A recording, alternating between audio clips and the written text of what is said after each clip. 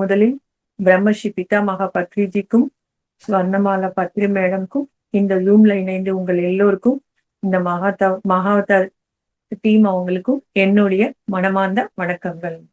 So இன்றைக்கு நாம ரொம்ப ரொம்ப முக்கியமான விஷயம் நம்ம பத்தி நாம தெரிஞ்சுக்க போறோம். வாழ்க்கை சாஸ்திரம். அதாவது ஃபர்ஸ்ட் அதாவது நம்மளுடைய வாழ்க்கை லட்சியம் என்னன்னு என்று நாம தெரிஞ்சுக்கணும். இதுதான் வேதங்கள்ல சொல்லப்பட்டிருக்கு. அதாவது பிரம்ம விசாரணை செய்யறதுக்கு தான் மனிதனோட வாழ்க்கை என்று. அதாவது பிரம்மம் என்றால் அனைத்து விட உயர்வானது, அதுதான் ஆன்மா. அந்த ஆன்மா விசாரணை செய்யறதுக்கு தான் மனித பிறவி என்பது. ஆனா நாம் அனைவரும் மனிதர்கள் என்ன பண்ணிட்டு இருக்கிறோம், அந்த ஆன்மாவை விட்டுட்டு அல்பமான விஷயங்கள் மேல நம்ம ஆர்வம் காட்டிட்டு இருக்கிறோம். இன்னும் வேதங்கள் என்ன சொல்லப்பட்டிருக்கு, அகம் பிரம்மஸ்மி, அதாவது அனைத்து விட உயர்வானது, அதாவது உயர்வான இருக்கிற இடத்துல இருக்கிற அந்த ஆன்மா, அந்த கடவுள் நான் தான் என்று சொல்லப்பட்டிருக்கு. ஆனா நாம என்ன பண்ணிட்டு இருக்கிறோம், அதாவது அதை விட்டுட்டு அதுக்கு பதிலாக உணவு, தூக்கம், பயம், செக்ஸ், இந்த மாதிரி விஷயங்கள்ல தான் ஆர்வம் காட்டிட்டு இருக்கிறோம். இது எல்லா ஜீவராசிகளும் எல்லா உயிரினங்களும் கூட அனுபவிச்சுட்டு தான் இருக்காங்க. இதுக்காக நாம அந்த உயர்வான மனித பிறவி எடுக்க தேவையில்லை. சோ இதுதான் வேதங்கள்ல சொல்லப்பட்டிருக்கு. அதாவது இந்த உன்னதமான மனித பிறவியை நாம எதுக்காக யூஸ் பண்றோம் என்று தெரிஞ்சுக்காம எல்லா ஜீவராசங்கள் பண்ற விஷயங்களே நாமளும் பண்ணிட்டு இருக்கிறோம். அதாவது 84 லட்சம் ஜீவராசிகள்ல மனித பிறவி என்றதுதான் ரொம்ப ரொம்ப உயர்வானது. ஆனா அந்த உயர்வான மனித பிறவி எடுத்துட்டு நாம என்ன பண்ணிட்டு இருக்கிறோம், கேவலமான விஷயங்கள் மேல ஆசைப்பட்டுட்டு இருக்கிறோம். சோ வாழ்க்கையில திரும்பி பார்த்தால் நம்ம என்ன பண்ணிருக்கிறோம் என்றால் எதுவுமே இருக்காது. ஏதாவது நல்லது பண்ணிருக்கிறோம் என்றாலும் எதுவுமே இல்லாது. அப்போ அவ்வளவு உயர்வான அந்த மனித பிறவி எடுத்துட்டு என்ன பிரயோஜனம் பாருங்க. நம்ம நம்மளால கேட்க முடியும், பார்க்க முடியும், அதுக்கப்புறமா ஸ்பர்சி தொட முடியும், மூக்கால நம்ம ஸ்மெல் பண்ண முடியும், நாக்கால டேஸ்டும் பண்ண முடியும். இதெல்லாமே இந்திரியங்கள் மூலமாக தான் நம்ம எல்லாமே கிரகிக்கிறோம். இதோட நமக்கு கூடுதலாக மனம், புத்தி என்றது இருக்கு. ஆனா இந்த மனம் புத்தியை நம்ம எப்படி யூஸ் பண்ணிட்டு இருக்கிறோம், அது சரியாக பயன்படுத்தாம இருக்கிறதுனால வாழ்க்கையே துக்கமாக்கிக்கிறோம். அதாவது நம்மளுடைய மனித வாழ்க்கையோட லட்சத்தையே, அதாவது ஆன்மாவையே நம்மளால அடைய முடியல.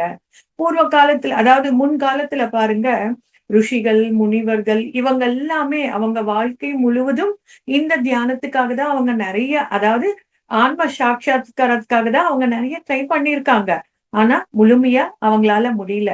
ஆனா காலத்துக்கு ஏத்த மாதிரி பிரம்மஸ்ரீ பிதாமகா பத்ரிஜி நமக்கு எளிமையாக இந்த ஆனாபான சதி தியானம் என்றதை எடுத்துட்டு வந்திருக்காங்க.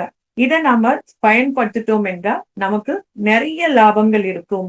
அதாவது தியானம் பண்ண பண்ண அந்த மனதோட முக்கியத்துவத்தை குறைச்சுக்கிட்டு ஆன்மாவோட முக்கியத்துவத்தை வளர்த்துக்குவோம். அப்போ ஆட்டோமேட்டிக்கா நமக்கு அந்த ஆன்மா மேல நம்ம கவனம் செலுத்துறதுனால நமக்கு மோட்சம் என்றது கிடைக்கும். அதனால நிறைய பயன்கள் கிடைக்கலாம். ஆனா நம்ம கண்டிப்பாக யோசிச்சே பார்க்கணும்.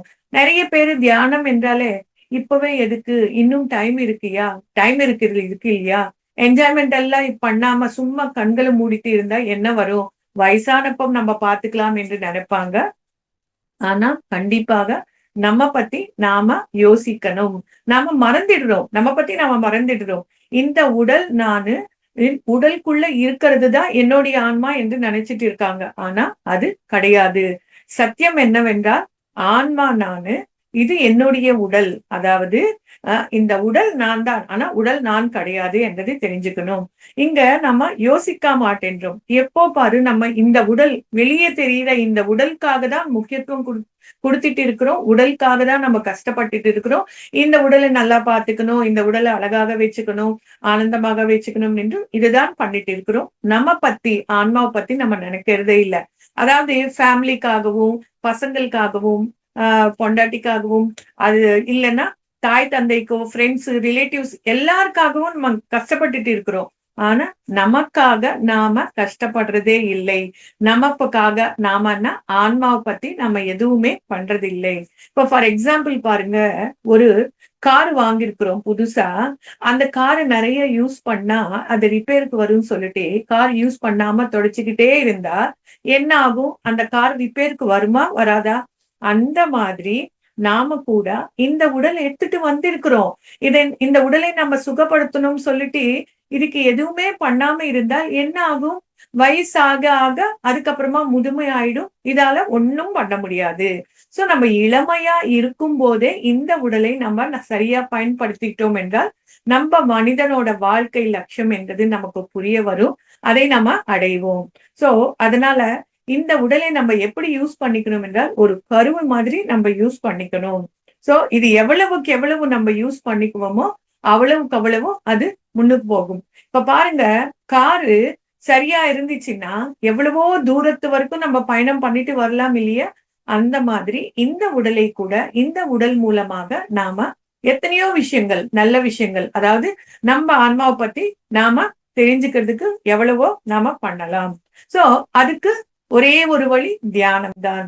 திரும்பி இங்க எல்லோருக்குமே ஒரு டவுட் வரும். தியானம் என்றால் தியானம் மட்டும்தான் செய்யணும். அதாவது ஆன்மீகமாக ஒரு நிலையில இருக்கும்போது தியான சாதனை சிறந்தது. தியானம் பண்றதுனால நமக்கு நிறைய லாபங்கள் கிடைக்கும் என்று எல்லோருமே தியானத்துக்கு ஆர்வம் காட்டுவாங்க. ஆனா தியானம் செய்யணும் என்றால் குருமார்கள் கிட்ட போய் அவங்க சொன்ன விதமாக பண்ணுவாங்க. அதாவது சில பேர் கடவுளையே பார்த்துட்டு இருப்பாங்க. சில பேர் கடவுளோட விக்கிரகத்தை மேல இருந்து கீழே, கீழே இருந்து மேல பார்த்துக்கிட்டே இருப்பாங்க. சில பேர் ஓம்காரம் ஜெபிச்சுட்டே இருப்பாங்க. சில பேர் சுவர் மேல பொட்டு வச்சுட்டு அதையே பார்த்துட்டு இருப்பாங்க. இல்லைன்னா குருவோட போட்டோவை பார்த்துட்டே இருப்பாங்க. சோ இந்த மாதிரி பண்ணிட்டு இருப்பாங்க. சோ இதெல்லாம் என்ன புரியுறது நமக்கு? ஏதாவது ஒரு விஷயத்து மேல போக்கஸ் பண்ணிட்டு இருக்காங்கன்னு என்றது தெரியுது. அதாவது கான்சென்ட்ரேஷன் பண்றாங்கன்னு என்றது நமக்கு புரிகிறது. ஆனா இதுதான் ஏகாகிரதா என்று சொல்லுவாங்க. கான்சென்ட்ரேஷன் சொல்லுவாங்க. அதாவது ஏகாகிரதா என்றது வேறு, தியானம் என்றது வேறு. அதாவது இத மாதிரி நாமஸ்மரணா ஜபம் பண்றதுனால இதுல மனரீதியான பலன் மட்டும்தான் கிடைக்கும். அதாவது தியானம் என்று நினைச்சிட்டு இந்த ஜபம் பண்ணிட்டு நிறைய வருஷங்கள் வீணாக்கிக்கிறாங்க. இதுதான் உத்தர கீதையில ஸ்ரீகிருஷ்ண பகவான் சொல்லியிருக்காங்க. அதாவது ஒரு ஸ்லோகத்துல பூஜ கோட்டி சமம் ஸ்தோத்திரம், ஸ்தோத்திர கோட்டி சமம் ஜபம், ஜப கோட்டி சமம் தியானம், தியான கோட்டி சமோலயகான் என்று சொல்லியிருக்காங்க. அதாவது கோடி பூஜைகள் பண்ணா ஒரு ஸ்தோத்திரம் படிச்ச மாதிரி, கோடி ஸ்தோத்திரங்கள் படிச்சால் ஒரு ஜபம் பண்ண மாதிரி, கோடி ஜபங்கள் அதாவது ஒரு பிறவை முழுவதும் பண்ண ஜபங்கள் 1 மணி நேரம் தியானம் பண்ண மாதிரி. சோ நமக்கு என்ன புரிகிறது? தியானம் தான், தியான பலன் தான் ரொம்ப சிறந்தது. அதுல மனரீதியான பலன் கிடைக்கும். நாமம் ஜபம் மந்திரத்துல அது கொஞ்சமாக தான் கிடைக்கும். ஆனா தியான பலன் தான் சிறந்தது என்று நாம தெரிஞ்சுக்கணும். சோ அப்போ தியானம் என்றால் என்ன? எதை தியானம் என்று சொல்லுவாங்க என்றால் நமக்கு, அதாவது யோக சாஸ்திரத்திலேயே பிதாமகரான பதஞ்சலி மகர்ஷி என்ன சொல்லியிருக்காங்க? நிர்விஷய மனகா தியானம் என்று சொல்லியிருக்காங்க. அதாவது மனதுக்குள்ள விஷயங்கள் என்றால் என்ன? எண்ணங்கள் இல்லாம இருக்கிறது தான் தியானம் என்று சொல்லியிருக்காங்க. சோ அதனால நாம இப்போ ஏகாகிரத்துக்கும் தியானத்துக்கும் டிஃபரன்ஸ் தெரிஞ்சுக்கிட்டோம். அதாவது ஏகாகிரதை என்றது வேறு, தியானம் என்றது வேறு. ஏகாகிரதா என்றது மனதோட செய்யறது, தியானம் என்றது மனமே இல்லாம செய்யறது. அதாவது ஏகாகிரதா என்றது மனதுக்கு சம்பந்தப்பட்டது, தியானம் என்றது ஆன்மாவுக்கு சம்பந்தப்பட்டது. சோ அதனால இந்த ஏகாகிரதா, கான்சென்ட்ரேஷன், போக்கஸ் என்று சொல்றோம் இல்லையா? அதனால நமக்கு என்ன ஆகுறது? அங்க நிறைய நேரம் நம்மளால உட்கார முடியாது. அங்க மனம் வேலை செய்யறது. அதனால சக்தி இழந்துடுறோம். அதுவே தியானம் என்றால் இந்த உடலுக்கும் மனதுக்கும் நம்ம ஓய்வு கொடுத்துட்டு இருக்கிறோம். அதனால நிறைய சக்தியும் சேமிக்கலாம். சோ எப்போ மனம் ஒருநிலைப்படுத்துவோமோ அப்போ ஆட்டோமேட்டிக்கா எண்ணங்கள் இல்லாத நிலைக்கு போயிடுவோம். அப்போ நிறைய காஸ்மிக் எனர்ஜியும் நாம எடுத்துக்குவோம். இதனால நிறைய பலன்கள் நமக்கு கிடைக்கும். அதாவது தமோ குணத்துல இருந்து ரஜோகுணம், ரஜோகுணத்துல இருந்து சாத்வ குணத்துக்கு நிர்குணமாக மாறுவோம். அதாவது குணங்கள் மாறிடும், வியாதிகள் குணமாகும், மன தைரியம் என்றது வரும், ஆஸ்ட்ரல் டிராவல் பண்ணலாம், தேர்ட் ஐ ஓப்பன் ஆகலாம். இந்த மாதிரி எவ்வளவோ விஷயங்கள் நாம பண்ணலாம். சோ அதனால தியானம் என்றால் ஒரே தியானம் தான், அதுவும் ஆனாபானசதி தியானம் என்பது நாம தெரிஞ்சுக்கணும். அதுக்கப்புறமா இதுதான் ஷார்ட் அண்ட் ஸ்வீட்டா பத்ரி சார் நமக்கு தியானம் செய்யறவங்கள இந்த 9 விஷயங்கள் கடைபிடிச்சாலே போதும், தியானம் நம்ம நல்ல நிலைக்கு நம்ம போகலாம் என்று சொல்லியிருக்காங்க. அந்த 9 விஷயங்கள் என்றால் என்ன? அதாவது ஃபர்ஸ்ட் அவங்க உணவு பத்தி 3 விஷயங்கள், அதுக்கப்புறமா பேசுறது பத்தி ஒரு 3 விஷயங்கள், அதுக்கப்புறமா எண்ணங்கள் பத்தி ஒரு 3 விஷயங்கள் சொல்லியிருக்காங்க. ஃபர்ஸ்ட் உணவு பத்தி, சரியான உணவு, அதாவது சுத்த சாத்விகமான உணவு சாப்பிடணும். அதாவது சைவாகாரம் மட்டும்தான் சாப்பிடணும், அசைவம் சாப்பிடக்கூடாது. தமோ ரஜோகுணம் வளர்க்கிற அந்த அசைவம் பாவாகாரம் என்று சொல்லுவாங்க, அதை நாம சாப்பிடக்கூடாது. அதாவது சைவாகாரம் மட்டும்தான் சாப்பிடணும். இரண்டாவது வந்து அளவோட சாப்பிடணும். எவ்வளவு பசி இருக்கோ அவ்வளவுதான் சாப்பிடணும். இன்னும் சொல்லணும் என்றால் கொஞ்சம் பசி இருக்கும் போதே நாம நிப்பாட்டணும். டேஸ்டா இருக்குன்னு சொல்லி நல்லா இருக்குன்னு சொல்லி கழுத்து வரைக்கும் சாப்பிடக்கூடாது. அதனால நஷ்டம் நமக்கு தான். அதுக்கப்புறமா நிராகாரம். நிராகாரம் என்றால் என்ன? அதாவது ஃபாஸ்டிங். லங்கனம் பரம ஔஷதம் என்று சொல்லுவாங்க இல்லையா? அதாவது ஃபாஸ்டிங் இருக்கிறது, உபவாசம் இருக்கிறது கூட ஒரு மெடிசன் மாதிரி தான் என்று சொல்லுவாங்க. சோ இது 15 நாளுக்கு ஒரு வாட்டியோ மாசத்துக்கு ஒரு வாட்டியோ நாம இந்த உடல்ல இருக்கிற அந்த மெக்கானிசத்துக்கு நம்ம ரெஸ்ட் கொடுக்கணும். அப்பதான் நம்மளுடைய ஆரோக்கியம் நல்லா இருக்கும். சோ இந்த 3 விஷயங்கள். அதே மாதிரி நம்ம பேசுறத பத்தி சொல்லியிருக்காங்க. சரியாக பேசணும். பேசும்போது ரொம்ப ஜாக்கிரதையாக பேசணும். நாம பேசுறது நமக்கும் யூஸ் ஆகணும், இந்த சமூகத்துக்கும் மத்தவங்களுக்கும் யூஸ் ஆகணும். தேவையில்லாத பேச்சுகள் நம்ம எதுவுமே பேசக்கூடாது. நாம பேசுறதுனால மத்தவங்களை நஷ்டப்படுத்தக்கூடாது, வருத்தப்பட வைக்கவும் கூடாது. சோ அது இரண்டாவது வந்து அளவோட பேசணும். அதாவது எவ்வளவு பேசணுமோ அவ்வளவுதான் பேசணும். அதிகமா பேசணும் என்றால் வாயிலிருந்து அபஸ்வரங்கள், அசத்தியங்கள், பொய்கள் வரும். இதனால நமக்கு தான் நஷ்டம்.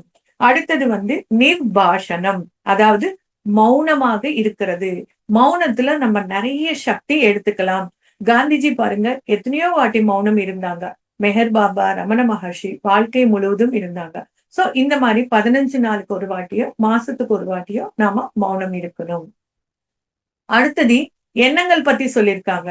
அதாவது சரியாக யோசிக்கணும். நாம யோசிக்கிறது சுயநலமாக இருக்கக்கூடாது. நமக்கும் யூஸ் ஆகணும், இந்த சமூகத்துக்கும் யூஸ் ஆகணும். தேவையில்லாத யோசனைகள் வந்து நாம செய்யவே கூடாது. அதே மாதிரி அளவோட யோசிக்கணும். எவ்வளவு தேவையோ அவ்வளவு மட்டும்தான் யோசிக்கணும். தேவைக்கு மிஞ்சி நம்ம யோசிக்கிறதுனால நம்மளுடைய சக்தி இழந்துடுவோம், மனம் அமைதி நமக்கு இருக்காது. அதுக்கப்புறமா உடல் உபாதிகள் வந்து சேரும், அது நமக்கு தான் நஷ்டம். அதனால அளவோட யோசிக்கணும். இன்னொன்னு வந்து லாஸ்ட் வந்து நிராலோசனை. நிராலோசனை என்றால் என்ன? மனதுக்குள்ள எந்த விதமான எண்ணங்கள் இல்லாம இருக்கிறது தான், அதுதான் தியானம். இதுதான் பதஞ்சலி மகர்ஷி என்ன சொல்லியிருக்காங்க? நிர்விஷய மனகா தியானம். மனதுக்குள்ள எந்த விதமான எண்ணங்கள் இல்லாம இருக்கிறது தான் தியானம். அந்த தியானத்தினால நம்ம நிறைய லாபங்கள் அடையலாம். சோ இந்த 9 விஷயங்கள் நம்ம ஃபாலோ பண்ணாலே போதும், நம்ம வாழ்க்கை வந்து சீராக ஆனந்தமாக இருக்கும். அதே மாதிரி இந்த முக்தி என்றால் என்ன? மோட்சம். மோட்சத்துக்கு ரொம்ப ஈஸியான வழி வந்து இந்த ஆனாபானசதி தியானம் தான். முக்தி என்றால் என்ன? அதாவது துக்கம் இல்லாம இருக்கிறது. இதுதான் கௌதம புத்தர் நிர்வாணம் என்று சொல்லியிருக்காங்க. எல்லோருமே அடைய வேண்டிய நிலை இதுதான். பூர்வம் பாருங்க, முன்காலத்துல வந்து முக்திக்காக என்ன பண்ணிட்டு இருக்காங்க? யக்னம், யாகம், தியாகம், அதுக்கப்புறமா வைராகியம், யோகம், சந்நியாசம், தவம், இதெல்லாமே பண்ணிட்டு இருந்தாங்க. ஆனாலும் அவங்களால முழுமையா இதெல்லாமே சாதிக்க முடியல. சோ ஏதோ கொஞ்சமாக தான் அவங்களால சாதிக்க முடிஞ்சது. இதெல்லாம் சாதாரண மனிதர்களால பண்ண முடியுமா? பண்ண முடியாது. சோ அவங்க இந்த துக்கம் என்ற அதுல மாட்டிக்கிட்டு, இந்த சம்சார சக்கரத்துல மாட்டிக்கிட்டு முழிச்சிட்டு இருந்தாங்க. சோ யக்ஞயாகம் அவங்க அதெல்லாம் யாராலையும் பண்ண முடியாது. ஆனா பிரம்மஸ்ரீ பிதாமகா பத்ரிஜி இப்போ காலத்துக்கு ஏத்த மாதிரி நமக்கு ஒரு ஈஸியான வழி எடுத்துட்டு வந்திருக்காங்க. அதுதான் தியானம். சோ இப்போ யக்ஞம் யாகம் சொல்லிருக்கோங்க இல்லையா? இதெல்லாம் யார் பண்ணுவாங்க? பணபலம், அதிகார பலம் இருக்கிறவங்க தான் பண்ணுவாங்க. எல்லாராலையும் பண்ண முடியாது. அவங்க பண்ணாலும் முழுமையா இதுல மோட்சம் அவங்களால அடைய முடியல. சோ சாதாரண மக்களால இதுவும் பண்ண முடியல. சோ அவங்க ஒண்ணுமே பண்ண முடியாம அப்படியே இருந்தாங்க. அதுக்கப்புறமா தியாகம், சந்நியாசம். தியாகம் என்றால் என்ன? எல்லாமே விட்டுட்டு போறது. சந்நியாசம் என்றால் வீட்டையும், அதுக்கப்புறமா வீட்ல இருக்கிறவங்களையும் விட்டுட்டு எந்த காட்டுக்கோ போய் தியானம் பண்றது. இதுவும் எல்லாராலையும் முடியாது. அதுக்கப்புறமா யோகம். யோகம் என்றால் என்ன? அதாவது அஷ்டாங்க யோகம், ஹட யோகம் என்று சொல்லுவாங்க. யோகத்துல 8 அஷ்டாங்க யோகத்துல 8 இருக்கு. ஆனா யமம், நியமம், பிராணாயாமம், தாரணா இதெல்லாமே இருக்கு. 7வது நிலையில தான் தியானம் இருக்கு. அதுக்கப்புறமா தான் சமாதி இருக்கு. சோ யமம், நியமத்திலேயே எல்லாரும் பின்வாங்கிடுவாங்க. சோ தியான நிலை வரைக்கும் யாராலையும் போக முடியல. அதுக்கப்புறமா தவம். தவம் செய்யறது எப்படி? தலை கீழே வச்சுட்டு கால் மேல வைக்கிறது, மலையில நின்னுட்டு தியானம் பண்றது, வெயில்ல உட்கார்ந்துட்டு தியானம் பண்றது, நிறைய வருஷங்கள் கணக்கா உணவே இல்லாம தியானம் பண்றது. இது அனைவராலையும் முடியாது. இந்த மாதிரி சூழ்நிலையில எல்லோருமே என்ன பண்ணணும் தெரியாம கஷ்டங்களோட, வியாதிகளோட, பிரச்சனைகளோட வாழ்ந்துட்டு இருக்கிற மக்களுக்கு பத்ரி சாரு ரொம்ப எளிமையாக இந்த தியானத்தை எடுத்துட்டு வந்திருக்காங்க. அதாவது பணக்காரங்கள்ல இருந்து ஏழையா இருக்கிறவங்கள வரைக்கும், அதே மாதிரி பெரியவங்கல இருந்து சின்ன பசங்கள் வரைக்கும், புண்ணியாத்மங்கள இருந்து பாப்பாத்மாவங்க அவங்கள வரைக்கும், அதே மாதிரி பிரம்மச்சாரிகள இருந்து சம்சாரம் பண்றவங்கள வரைக்கும் யாரானாலும் இந்த தியானம் பண்ணலாம். சோ எல்லோரையுமே அவங்க கடவுள் ஆக்குறாங்க. இந்த தியானத்தின் மூலமாக ஆன்மாதான் கடவுள், அது நான் தான் என்று தெரிஞ்சுக்கிறதுக்கு அவங்க இந்த வழி எடுத்துட்டு வந்திருக்காங்க. சோ இந்த தியான சாதனை பண்றதுக்கு நாம எந்த பணமும் செலவு பண்ண தேவையில்லை. எந்த உடல் சிரமமும் எதுவுமே இல்லை. ரொம்ப ஈஸியாக நாம் அனைவரும் உட்கார்ந்துட்டு தியானம் பண்றதுக்கு இந்த ஆனாபான சதி தியானம் எடுத்துட்டு வர்றதுக்கு பிரம்மர்ஷி பத்ரிஜி நமக்கு எடுத்துட்டு வந்திருக்காங்க. சோ இப்பவே கோடிக்கணக்கான மக்கள் பண்ணிட்டு இருக்காங்க. இதெல்லாமே பண்றதுனால நம்மளால ஈஸியாக மோட்சம் அடைய முடியும். இதனால நம்மளால மோட்சம் அடைய முடியும். சோ அதுக்கப்புறமா நாம் அனைவரும் வாடகை வீடு விட்டுட்டு சொந்த வீட்டுக்கு போகணும். சொந்த வீட்டுக்கு போகணும் என்றால் என்ன பண்ணணும்? அதாவது கடவுள் என்றவங்க நம்மக்குள்ள அந்தர்பாகத்துல அந்த ஆன்மாவாக இருக்காங்க. ஆனா நம்ம எல்லோருமே என்ன நினைச்சிட்டு இருக்கிறோம்? இந்த உடல் தான் நாம என்று நினைச்சிட்டு இருக்கிறோம். இந்த உடலுக்காக தான் நம்ம எல்லா விஷயங்களும் பண்ணிட்டு இருக்கிறோம். அந்த ஆன்மாவை பத்தி நம்ம யாருமே நினைக்கிறது இல்ல. சோ பிறவி எடுத்துட்டு வந்திருக்கிறோம். கர்மாக்கள் பொறுத்து நம்ம பிறவி எடுத்துட்டு வருவோம். எப்போ நான் ஆன்மா என்று அனுபவபூர்வமாக தெரிஞ்சுக்குவோமோ அப்போ ஆட்டோமேட்டிக்கா மோட்சம் என்றது கிடைக்கும். நம்ம சொந்த வீட்டுக்கு நம்ம போயிடுவோம். இப்ப பாருங்க, சொந்த வீடும் நமக்கு அடையிற வரைக்கும் நம்ம வாடகை வீட்டுலதான் இருப்போம். அதாவது வாடகை வீட்டுலதான் நாம வாடகை வீட்டுலதான் இருப்போம். ஒரு வாட்டி நம்ம வீடு மாறிட்டே தான் இருப்போம். ஏன்னா சொந்த வீடு கிடையாது. வாடகை வீடுனால நமக்கு சரியா இல்லைன்னாலும் நம்ம மாறிட்டே தான் இருப்போம். சோ அந்த மாதிரி வாடகை வீட்டுல இருக்கும்போது சௌகரியங்கள் கொஞ்சம் குறைவாக இருந்தாலும் நம்ம அட்ஜஸ்ட் பண்ணிக்குவோம். ஏனென்றால் நாம என்ன வசதிகள் பண்ணாலும் போகும்போது அதெல்லாமே நம்ம எடுத்துட்டு போக முடியாது. சோ ஏதோ சில சௌகரியங்கள் நம்ம பண்ணிக்குவோம். ஆனா போகும்போது எதெல்லாம் நம்மளால எடுத்துட்டு போக முடியுமோ அதை சம்பாதிச்சு வச்சுக்குவோம். அதாவது பணமும் தங்கமும் இது மாதிரி எடுத்து வச்சுக்குவோம். ஏன்னா வீடு காலி பண்ணும்போது அதெல்லாமே நம்மளால எடுத்துட்டு போக முடியும். சோ ஏதோ சில பேராலதான் பணம் சம்பாதிச்சுட்டு அந்த சொந்த வீடு வாங்கிட்டு அங்க இருப்பாங்க. சோ இந்த மாதிரி வாடகை வீட்டுல இருந்து நம்ம சொந்த வீடுக்கு போகணும் என்றால் நம்ம என்ன பண்ணணும்? கஷ்டப்பட்டு சம்பாதிச்சுட்டு சொந்த வீடு வாங்கணும். சோ அதனால இந்த வாடகை வீட்டுல இருக்கும்போது நம்மளால என்ன கூட போகும்போது எடுத்துட்டு போகுமோ அதை மட்டும்தான் நாம சம்பாதிச்சுட்டு எடுத்துட்டு போறோம். அதே மாதிரிதான் இந்த உடல் கூட இது வாடகை தான் நம்ம நினைக்கணும். இது சொந்தமானது கிடையாது. ஏனென்றால் இந்த உடல் சாஸ்வதம் கிடையாது. சோ இந்த உடல் கூட விட்டுட்டு நாம போகணும். சோ அதனால நாம என்ன பண்ணுவோம் என்றால் இந்த உடலை நாம வாடகைக்கு எடுத்துட்டு வந்திருக்கிறோம். சோ அதனால இந்த உடலை வச்சுட்டு நாம இந்த வாழ்க்கையில என்ன பண்ணணும் என்று எடுத்துட்டு வந்திருக்கிறோமோ அது கண்டிப்பாக நம்ம பண்ணியே ஆகணும். ஏன்னா நாம இந்த உடல் தான் முக்கியம் என்று நினைச்சிட்டு இங்க கோடிக்கணக்கா சம்பாதிச்சாலும் அது எதுவுமே நம்மளால எடுத்துட்டு போக முடியாது. அது எல்லாமே இங்கேதான் இருக்கும். சோ அதனால நம்ம போகும்போது கூட என்ன எடுத்துட்டு போக முடியுமோ அதை சம்பாதிச்சால் மட்டும்தான் நாம எடுத்துட்டு போக முடியும். சோ அதனால நாம போகும்போது என்ன எடுத்துட்டு போக முடியும் என்றால் தியான சாதனை பண்றதுனால அதோட பலன்கள் நாம எடுத்துட்டு போக முடியும். அதாவது தியான சாதனை செய்யறதுனால நாம மோட்சம் அடையறதுனால நம்மளோட சொந்த வீட்டுக்கு போய் நம்ம சேர்ந்துடுவோம். நமக்கு பிறவி என்றதே இருக்காது. நாம ஆன்மா கடவுள் என்று தெரிஞ்சுக்கிட்டு அதுக்காக நாம தியானம் செஞ்சுட்டு அந்த பலனை எடுத்துட்டு போகும்போது நாம சொந்த வீட்டுக்கு போய் சேர்ந்துடுவோம். சோ அதனால வாடகை வீடுலயே நம்ம இருக்கக்கூடாது. சொந்த வீட்டுக்கு போகணும் என்று நினைச்சிட்டு இந்த உடலை எதுக்கு எடுத்துட்டு வந்திருக்கிறோமோ இந்த உடலை வச்சுட்டு நம்ம என்ன பண்ணணுமோ அது பண்ணாதான் பர்மனெண்டான நம்ம அந்த சொந்த வீட்டுக்கு நம்மளால போக முடியும்.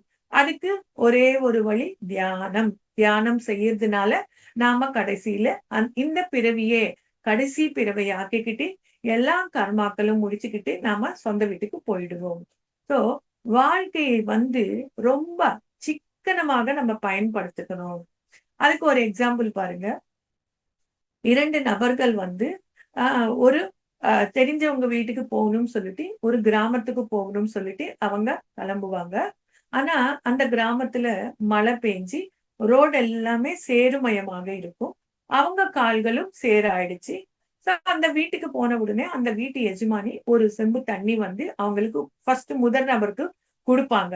அவங்க தண்ணி கால் மேல ஊத்திக்கிட்டு கொஞ்சமா கால் நல்லா தேய்ச்சிட்டு மிச்ச தண்ணி அவங்க ஃபேஸ் வாஷ் பண்ணிட்டு எல்லாம் கிளீன் பண்ணிக்குவாங்க.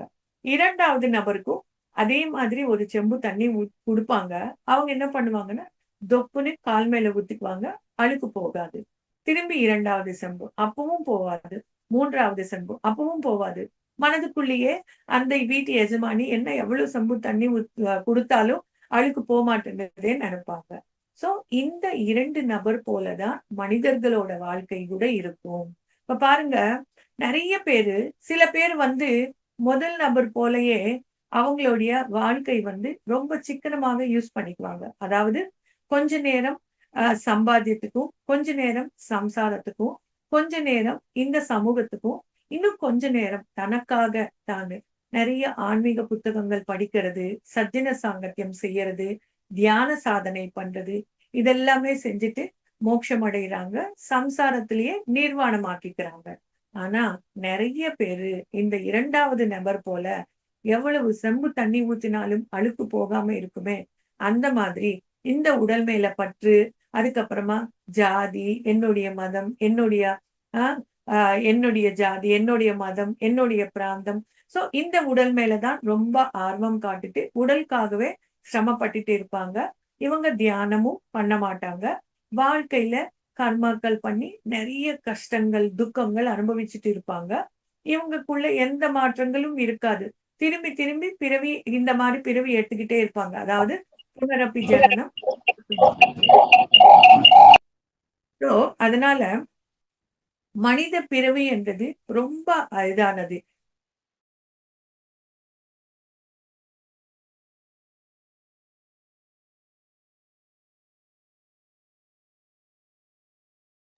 Madam 1 minute madam. 1 minute 1 second unmute கொடுக்குறோம் மேடம். இதை அன்மியூட் பண்றேன். Please proceed madam. Sorry madam. One second madam. 1 second master. 1 செகண்டுங்க.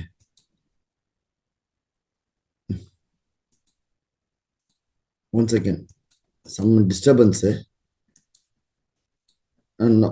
ஒரு செகண்டுங்க, 1 minute அன்மியூட் கொடுக்குறேன் madam. some disturbance happened. Please proceed madam. Sorry. Yes. மனித பிறவி என்றது ரொம்ப அரிதானது. பாருங்க, வாழ்க்கையில பாதி நேரம் தூக்கத்துக்கே போயிடும். கொஞ்ச நேரம் குழந்தை பருவம், கொஞ்ச சமயம் முதியோர் பருவம், அங்க இருக்கிறது கொஞ்சம் சமயம்தான். அந்த சமயத்தை என்ன பண்ணிட்டு இருக்கிறோம்? நம்ம வீணாக அந்த டைம வந்து வேஸ்ட் பண்ணாம, அதாவது தேவையில்லாத விஷயங்கள தலைநொழுக்கிறது, தேவையில்லாத பேசுறது, இந்த மாரெல்லாம் செஞ்சுட்டு இருக்கிறோம். இந்த மாதிரி செய்யாம, தனக்காக அந்த சமயத்தை வந்து நம்ம சரியாக பயன்படுத்திட்டோம் என்றால், அந்த முதல் நபர் போல நம்மளுடைய வாழ்க்கை நம்ம சீராக இருக்கலாம். இல்லை என்றால், அந்த 2வது நபர் போல வாழ்க்கை வந்து ரொம்ப துக்கமாக, ரொம்ப கஷ்டமாக இருக்கும். ஸோ அதனால கண்டிப்பாக அதாவது பணம் எப்படி சிக்கனமாக நம்ம பயன்படுத்துவோமோ, வாழ்க்கை கூட அவ்வளவு சிக்கனமாக நம்ம பயன்படுத்துகிறோம். இன்னொன்னு முக்கியமானது, கண்ணுக்கு தெரியற இந்த உடல் மட்டுமே கிடையாது. கண்ணுக்கு தெரியாத ஆன்மாவை கூட நாம கவனிக்கணும், பார்த்துக்கணும். இப்ப பாருங்க, கண்ணுக்கு தெரிய உடல பத்தி தான் நம்ம யோசிக்கிறோம். கண்ணுக்கு அதாவது இதுக்காக தான் நம்ம முயற்சி பண்ணிட்டே இருப்போம். ஏன்னா, உடல் தான் நானும் என்று நடிச்சிட்டனால. ஆன்மாவ பத்தி நம்ம எதுவுமே நினைக்கிறது இல்ல. சோ, இந்த ஆன்மாவை இந்த உடலை நம்ம எவ்வளவு சுகப்படுத்தணும் என்று முயற்சி பண்ணாலும், அ அது நம்ம நெனச்ச மாதிரி அது நடக்கறதில்ல. என்ன ஆகுறது? வாழ்க்கையில நெறைய பிரச்சனைகள், கஷ்டங்கள் வருது. அதாவது பூ எப்படி வாடி போகுமோ, அந்த மாதிரி நம்ம வாழ்க்கை கூட அந்த மாரி தான் இருக்கும். சோ, இந்த உடலுக்கு முக்கியமான ஆதாரம் என்ன? ஆன்மா. சோ, ஆன்மா இல்லை என்றால் இந்த உடலே இல்ல. அதாவது ஒரு செகண்ட் ஆன்மா வெளிய வந்துச்சுன்னா, இந்த உடல்ல எல்லாம் பார்ட்ஸ் இருக்கும். ஆனா எதுவுமே அங்க வேலை செய்யாது. சோ, அதனால நம்ம கண்டிப்பாக ஆன்மாவ பத்தி தெரிஞ்சுக்கணும். ஆன்மா மேல கவனம் செலுத்தணும். ஒரு எக்ஸாம்பிள் பாருங்க. ஒரு பாட்டி வந்து அ பூத்தோட்டம்ன்னா ரொம்ப பிடிக்கும் அவங்களுக்கு. சோ, அதனால ஒரு சின்ன தோட்டம் வச்சுட்டு, அந்த பூத்தோட்டத்தை வந்து ரொம்ப ஆசையா, ரொம்ப அன்போட பார்த்துட்டு இருக்கும். ஆனா, ஒரு வாட்டி அவங்களுக்கு உடம்பு சரியாம போயிடும். அப்போ அவங்க கவலை எல்லாமே அந்த பூத்தோட்டத்து மேல தான். சோ, அவங்களுக்கு வந்து பேரன் இருந்தா, பேரன் வந்து என்ன சொன்னான்னா, "நான் பார்த்துக்குவேன். நீங்க ஒண்ணும் கவலைப்படாதீங்க. நான் வந்து நீங்க எப்படி பார்த்துக்கிறீங்களோ, அதே மாரி நான் பார்த்துக்கிறேன்" என்று சொல்லுவான். சோ, அந்த அ பாட்டி வந்து 1 மாசம் பெட் ரெஸ்ட் எடுக்கும். சோ, அந்த 1 மாசம் இந்த பேரன் என்ன பண்ணுவான்னா, அந்த பூத்தோட்டத்துக்கு டெய்லி போயி, ஒவ்வொரு இலையும் தண்ணியால தொடச்சுட்டே இருப்பான். ஒவ்வொரு பூவும் தண்ணீல முழுங்கி எடுத்துடுவான். ஒவ்வொரு கிண்ணறையும் அவன் வந்து ஹக் பண்ணிக்கிட்டு, அவ்வளவு ஆசையா அந்த பூந்தோட்டத்தை வந்து பார்த்துக்கிட்டு இருப்பான். 1 மந்த் ஆயிடுச்சு. ஆயாவுக்கு குணமாயிடுச்சு. பாட்டிக்கு நல்ல குணமாயிடும். தோட்டத்துக்கு வந்து பார்த்தா, தோட்டத்துல பூவு எல்லாமே வாடி போயிருக்கும். ஆச்சரியம் போகும். ஸ்டன் ஆயிடும் அந்த ஆயா. "நீ என்ன பண்ணேன்னா?" அந்த பையன் வந்து அவன் என்னென்ன பண்ணானோ அதெல்லாமே சொல்லியிருக்கா. அதாவது ஒவ்வொரு கிளையும் நான் வந்து வாஷ் பண்ணிட்டு இருந்தேன் தண்ணியோட. பூவையும் அதே மாரி பண்ணிட்டு இருந்தேன். ஆனா ஏன் இந்த மாரி ஆயிடுச்சுன்னு எனக்கே தெரியலன்னு என்று சொல்வாங்க. அப்போ அந்த பாட்டி என்ன சொல்லும்னா, "நீ பண்ணது எல்லாமே கரெக்ட் ஓகே. வேர்களை நீ என்ன பண்ணேன்னு?" சொல்லி கேட்கும். "அப்படின்னால் என்னன்னு?" என்று அந்த பையன் கேட்பான். அப்போ அந்த அந்த பாட்டியால ஒண்ணும் சொல்ல முடியல. ஏன்னா, அந்த பையனுடைய அறியாமையோ, இல்லன்னா முட்டாள்தனத்துக்கோ அவங்களால ஒண்ணும் பதில் சொல்ல முடியலையா? அந்த மாதிரி, அந்த பேரன் மாதிரி தான் நாம் எல்லாருமே கூட இருக்கிறோம் என்று சொல்லிட்டு இருக்காங்க. அதாவது கண்ணுக்கு தெரியற இந்த உடலை மட்டும் தான் நம்ம கவனிச்சுட்டு இருக்கிறோம். அதாவது இந்த உடலுக்கு மூலமான அந்த ஆன்மாவ பத்தி நம்ம யாருமே நினைக்கிறது இல்லை.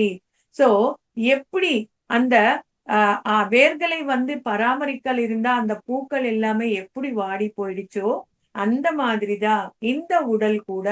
அ எவ்வளவுதான் நம்ம இந்த உடலுக்காக நம்ம கஷ்டப்பட்டாலும், இத சுகப்படுத்தணும், இது எல்லா வசதிகளும் பண்ணாலும், இந்த உடல் என்றது வாடி போகும் என்று சொல்லியிருக்காங்க. அதாவது ஆன்மாவையே நம்ம பார்த்துக்கணும் என்றால், ஆன்மா மேல கவனம் செலுத்தணும் என்றால், அதுக்கு ஒரே ஒரு வழி தியானம் மட்டும் தான். தியானத்தினால மட்டும் தான் நம்ம ஆன்மாவ கவனிக்க முடியும். சோ, அதனால தியானம் என்றது கண்டிப்பாக பண்ணணும். அதே மாதிரி தியானம் என்றது அதாவது அ தந்தையோட கை போன்றது தான் இந்த ஆனாபானசதி தியானம். இப்போ ஒரு குழந்தை பாருங்க, ஒரு சின்ன குழந்தை அ தந்தையோட கை புடிச்சுக்கிட்டு ஒரு திருவிழாக்கு வரும். அங்க எல்லாமே இருக்கும். நெறைய கடைகள், சாப்பிடுற பொருட்கள், விளையாடுற பொருட்கள், எல்லாமே இருக்கும். அது எல்லாமே தந்தை கை பிடிச்சுக்கிட்டு ரொம்ப சந்தோஷமா ஆனந்தமா அதை என்ஜாய் பண்ணிட்டு பார்த்துட்டு இருக்கும். ஆனா ஒரு தவறாம கை விட்டுடும். அப்பாவோட கை விட்டுடுறதுனால அது பயந்து போய் அந்த குழந்தை அழுதுட்டு இருக்கு. அதாவது இப்பவும் எல்லாம் இருக்கு. ஆனா கை பிடிக்கும் போது எவ்வளவு சந்தோஷமாக என்ஜாய் பண்றதோ அந்த மாதிரி இப்ப இல்ல, அழுதுட்டு இருந்தது. சோ அதே மாதிரிதான் நாம கூட ஆனாபான சதி மூலமாக ஆன்மா மீத கவனம் செலுத்திட்டு அந்த தந்தை என்ற அந்த பரமாத்மா கை நம்ம பிடிச்சுக்கிறோமோ அப்போ இந்த பூமியில இருக்கிற விஷயங்கள் எல்லாமே நமக்கு ஆனந்தமாக இருக்கும். அதாவது எதுவானாலும் அந்த ஆனாபான சதி தியானம் நமக்கு துணையாக இருந்தால் எந்த கஷ்டங்களும் எந்த பிரச்சனைகளும் நமக்கு பாதிப்பு கொடுக்காது. தியானம் பண்ணல என்றால் அந்த குழந்தை போலதான் நாம கூட இந்த பூமியில அழுதுகிட்டு துக்கத்துல வாழ்ந்துட்டு இருப்போம். சோ அதனால தந்தை கை போன்றதுதான் ஆனாபான சதி தியானம் என்றது நம்ம தெரிஞ்சுக்கணும். அதே மாதிரி ஆனாபான சதி தியானம் என்றது காலணிகள் போன்றதுதான். அதாவது பூமி மேல மனிதர்கள் விவிதமான பிரச்சனைகளோட இருப்பாங்க. சோ எல்லாராலையும் ஏன்னா அவங்க கர்மாக்கள் பொறுத்து அவங்க பிரச்சனைகளோடு இருப்பாங்க. இது எல்லாமே சால்வ் பண்ணணும்னு சொல்லிட்டு குருமார்கள் கிட்ட போவாங்க, கடவுளை பிரார்த்தனை பண்ணுவாங்க. ஆனாலும் அவங்க ஆசைப்பட்ட மாதிரி அங்க நடக்காது. அதுக்கு என்ன காரணம் என்றால் துக்கத்துக்கு என்ன காரணம்? உடலுக்கு என்ன காரணம் என்றால் நாம செஞ்ச கர்மாக்கள் மூலமாக தான் இந்த உடல் எடுத்துக்கிட்டு துக்கங்கள் அனுபவிச்சுட்டு இருக்கிறோம். இது எல்லாமே கர்ம சித்தாந்தம், அனுபவிச்சே ஆகணும். துக்கங்கள் இல்லாம இருக்காது. அவங்க செய்த அந்த கர்மாக்கள் பொருத்திதான். ஆனால் அந்த கஷ்டங்கள் வருத்தங்கள் நம்மளை பாதிக்காம இருக்கிறதுக்கு எத்தனையோ மகான்கள் நமக்கு எவ்வளவோ சொல்லியிருக்காங்க. இப்ப பாருங்க, எக்ஸாம்பிள், காட்டுக்குள்ள முள்ளு இருக்கும், நிறைய முள்ளு இருக்கும். ஆனா நம்ம நடக்கணும் என்றால் கஷ்டம். அதனால அந்த முள்ளெல்லாம் நம்மளால எடுக்க முடியுமா? முடியாது. நம்ம என்ன பண்ணுவோம்? காலுக்கு செருப்பு போட்டுக்கிட்டு நடப்போம். அப்போ முள்ளு எவ்வளவுதான் இருந்தாலும் நம்மளை பாதிக்காது. அதே மாதிரிதான் இந்த ஆனாபான சதி என்ற இந்த காலணிகள் பத்ரி சார் நமக்கு இலவசமாக எல்லாருக்குமே இது ஃப்ரீயாக கொடுத்துட்டு இருக்காங்க. அதாவது இந்த தியானம், சோ இந்த ஆனாபான சதி தியானம் எப்போ நமக்கு காலணிகள் போன்ற மாதிரி அது ஒரு ரக்ஷ கவச்சம் நமக்கு. சோ இப்ப பாருங்க, இன்ஜெக்ஷனு எல்லாருக்குமே வலி இருக்கும். ஆனா சில பேர் தாங்குவாங்க, சில பேர் தாங்க மாட்டாங்க. ஆனா வலி எல்லாமே ஒண்ணுதான். சோ தாங்குறவங்களுக்கு அது பெரிய பாதிப்பு இருக்காது. அந்த மாதிரிதான் ஆனாபான சதி தியானம் என்றது நமக்கு காலணிகள் போன்றது. இப்போ ஒரு நிறைய கொசுகள் இருக்கும். ஆனா நம்ம அந்த கொசு நெட்டு போட்டோம் என்றால் கொசு நம்மள பாதிப்பு கொடுக்காது இல்லையா? அந்த மாதிரி இந்த தியானத்தின் மூலமாக எந்த பிரச்சனைகள் வந்தாலும் எந்த கஷ்டங்கள் வந்தாலும் அது நம்மளுக்கு பாதிப்பு கொடுக்காது. சோ அதனால இந்த ஆனாபான சதி தியானம் என்றது நாம கண்டிப்பாக செய்யணும். லாஸ்ட் அண்ட் ஃபைனல், கடவுள் மேல கவனம் செலுத்துறது தான் பக்தி என்று சொல்லுவோம். அதாவது சாமான்யமாக தெய்வ சம்பந்தப்பட்ட விஷயங்களை தான் நம்ம பக்தி என்று சொல்லுவோம். அவங்க இஷ்டத்துக்கு அவங்க விருப்பமான வழியில கடவுளை வணங்குவாங்க. சில பேர் பூஜை பண்ணுவாங்க, சில பேர் நாம ஜெபம் பண்ணுவாங்க, சில பேர் அஷ்டோத்திரங்கள் படிப்பாங்க, சில பேர் நமாஜ் பண்ணுவாங்க, சில பேர் பிரார்த்தனை பண்ணுவாங்க. எந்த விதமாக எப்படி பண்ணாலும் அது பக்தி என்று நினைப்பாங்க. சோ ஆனா இதுக்கு மேல யாருமே யோசிக்கிறது இல்லை. ஆனா கண்டிப்பாக யோசிக்கணும். அதாவது நாம செய்யறது விவிதமாக இருக்கும். சிலது செயல் மூலமாக செய்வோம், சிலது வாய் மூலமாக செய்வோம், சிலது மனது மூலமாக செய்வோம். ஆனா எப்படி செஞ்சாலும் அது பக்தி என்று சொல்லுவோம். அதுவே புக்கு படிச்சுட்டு இருந்தால் பக்தி என்று சொல்ல மாட்டோம். யார் கூட பேசிட்டு இருந்தால் பக்தி என்று சொல்ல மாட்டோம். அதாவது நாம கடவுள் மேல கவனம் செலுத்தினால்தான் பக்தி என்று சொல்வோம். புக்கு படிக்கும் போது நம்ம கடவுளை கவனிக்க மாட்டோம், கடவுளை நினைக்க மாட்டோம். அதனால பக்தி இல்லை என்று நாம சொல்லுவோம். சோ எந்த முறையில நம்ம வணங்கினாலும் எந்த வழியில நம்ம பண்ணாலும் கடவுள் மேல கவனம் செலுத்தினா அதுதான் பக்தி என்று சொல்லுவோம். சோ இந்த பக்திய விவிதமான நிலையில பண்ணுவாங்க. அதாவது ஆனா இதுக்கு பின்னாடி கோரிக்கைகள் என்றது இருக்கும். அதாவது பக்தி என்றது நினைச்சிட்டு கோரிக்கைகள் கோருறோம். அதாவது எனக்கு நிறைய பெரிய உத்தியோகம் வேணும், கல்யாணம் வேணும், பசங்க வேணும். அவங்களுக்கு என்னென்ன வேணுமோ அதெல்லாமே கோரிட்டு பூஜை, பஜனை பண்ணிட்டு இருக்காங்க. இதுதான் பக்தி என்று காட்டிட்டு இருக்காங்க. ஆனா கடவுளை வந்து கருணையோ கடவுளோட கருணையை அடையணும்னு சொல்லிட்டு விவிதமாக சாஷ்டாங்க நமஸ்காரம் பண்றது, அதுக்கப்புறமா அங்க பிரதட்சணம் பண்றது, இந்த உடலை ஹிம்சை பண்ணிட்டு எவ்வளவோ விஷயங்கள் பண்ணுவாங்க. இதெல்லாமே பக்தி என்று காட்டிட்டு இருக்காங்க. இங்க நம்ம யோசிச்சு பார்க்கணும். அதாவது கண்ணுக்கு வந்து பக்தி மாதிரி தெரியறது. ஆனா அதுக்கு பின்னாடி கோரிக்கைகள் இருக்கு. அதாவது வெளிப்புறமாக கடவுளை கடவுளை பார்க்கறத மாதிரி இருக்கும். ஆனா அவங்களுடைய கவனம் எல்லாமே கோரிக்கைகள் மேலதான் இருக்கு. அப்போ அது எப்படி பக்தி ஆகும்? அது எப்படி பக்தர்கள் என்று சொல்ல முடியும்? சோ அதனால நமக்கு என்ன புரியுறது? அதாவது எந்த பிரதிபலனும் நாம ஆசைப்படாம கடவுள் மேல கவனம் செலுத்துறது தான் பக்தி என்று நாம நினைக்கணும். சோ அதனால கோரிக்கைகள் இல்லாம கடவுள் மேல கவனம் செலுத்துறது தான் பக்தி. அதுதான் உண்மையான பக்தி. அவங்களதான் பக்தர்கள் என்று நாம சொல்லுவோம். அப்போ கடவுள் மேல எப்படி நம்ம கவனம் செலுத்துறது? ஏன்னா கடவுளுக்கு எந்த ரூபம் இல்லையே, எந்த நாமம் இல்லை. சோ அதனாலதான் அனைவரும் என்ன பண்றாங்க?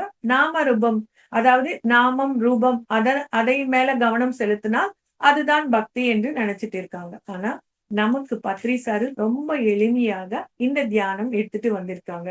அதாவது கடவுள் என்றது யாரோ கிடையாது, அனைவருக்குள்ளேயும் இருக்கிற ஆன்மாதான்.